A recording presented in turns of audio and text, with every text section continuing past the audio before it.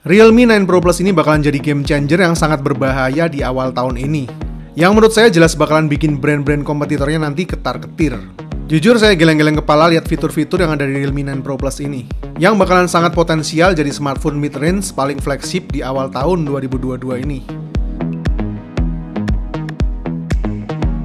Boxnya simple, cuma ada tulisan Realme 9 Pro Plus. Balik ke box bagian belakangnya. Di bagian belakang ada 4 main selling points. Sony IMX766 OIS camera.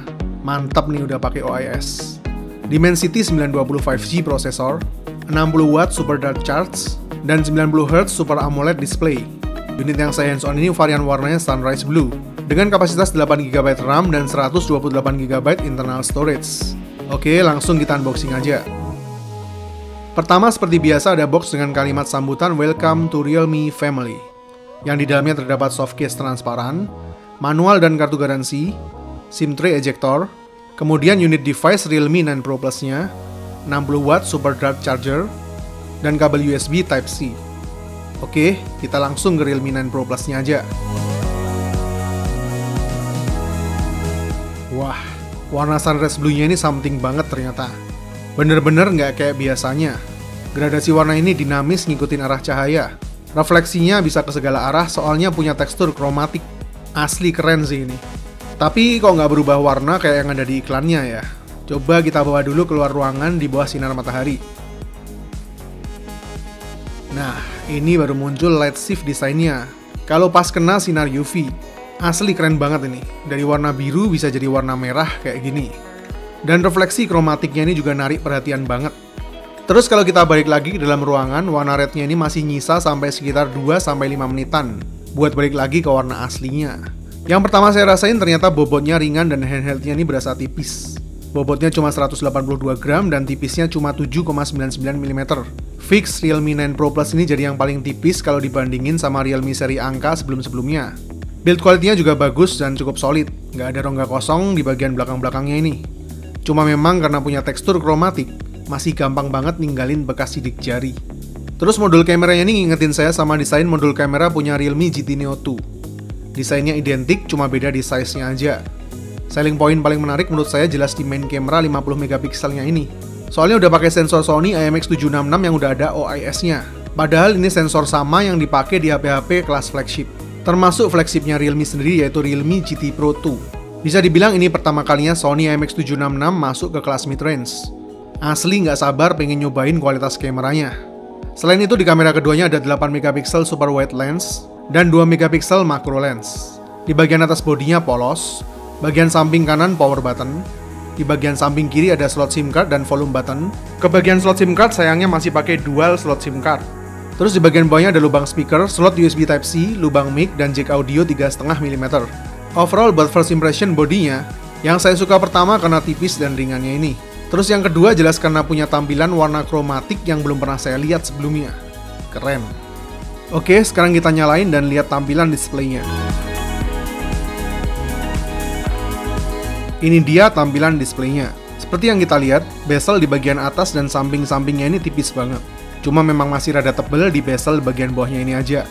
Dengan front camera 16 megapiksel AI Beauty selfie di kiri atas layar. Dan layarnya sendiri udah kontras dan vivid. Soalnya brightness-nya nyampe 1000 nits.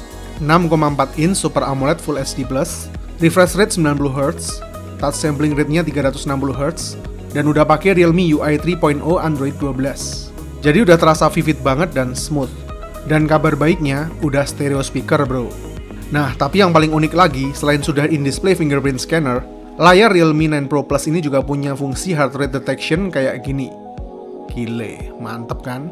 Asli cakep dan lengkap banget nih fiturnya. Next kita cek ke mode kameranya.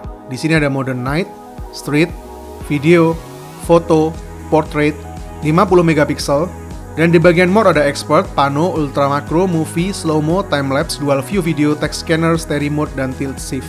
Yang detailnya nanti bakal kita kamera tes di video reviewnya.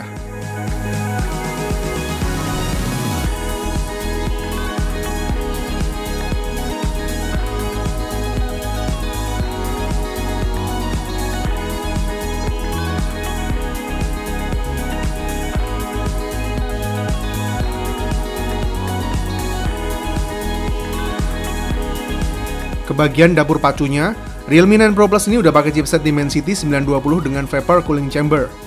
Yang tahu sendiri gimana ademnya di Realme GT series lalu. Semoga aja Realme 9 Pro Plus ini bakal punya performa yang sama bagusnya. Kapasitas RAM 8GB plus 5GB Dynamic RAM Expansion. Jadi totalnya nyampe 13GB. Mantap. Internal storage-nya 128GB yang menurut informasi ada juga pilihan varian 256GB-nya. Antutunya diklaim Realme juga nyampe 500 ribuan. Buat gaming test dan durability baterainya, bakal kita testing di video reviewnya nanti. Coba tulis di kolom komentar aja, mau request di testing apa aja nih kira-kira.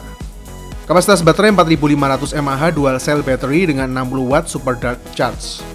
Selain itu udah support NFC juga, jadi kalau dari segi fitur sih udah termasuk lengkap. Oke, kesimpulannya. First impression saya mengenai Realme 9 Pro Plus ini sangat positif. Soalnya kelihatan banget Realme sama sekali nggak pelit dan ngerem fitur. Banyak sekali fitur-fitur sekelas flagship yang dimasukin ke Realme 9 Pro Plus ini, mulai dari kamera, performa, dan desainnya. Yang paling saya suka jelas di kualitas kamera dengan sensor Sony IMX766 dan OIS-nya. Terus Dimensity 920 yang udah didukung Vapor Cooling Chamber, 60W super dark charge, total RAM yang nyampe 13GB, stereo speaker, 5G, layar Super AMOLED 1000 nits, dan inovasi light shift design di bodinya. Edan sih. Semuanya udah too good to be true. Sekarang cuma tinggal bandrol harganya aja, yang bakal diumumin pas launching resmi nanti di tanggal 16 Februari. Kalau sampai Realme 9 Pro Plus dengan fitur kayak gini nanti dibanderol di harga 4 jutaan, asli semua brand kompetitor wajib cemas. Semoga aja Realme 9 Pro Plus ini beneran bisa ngasih value dan kualitas layaknya Realme GT series, yang udah terbukti mantep di akhir tahun lalu. Jadi kita buktiin aja bareng-bareng di video reviewnya nanti. Saya Fian, see you in the next videos.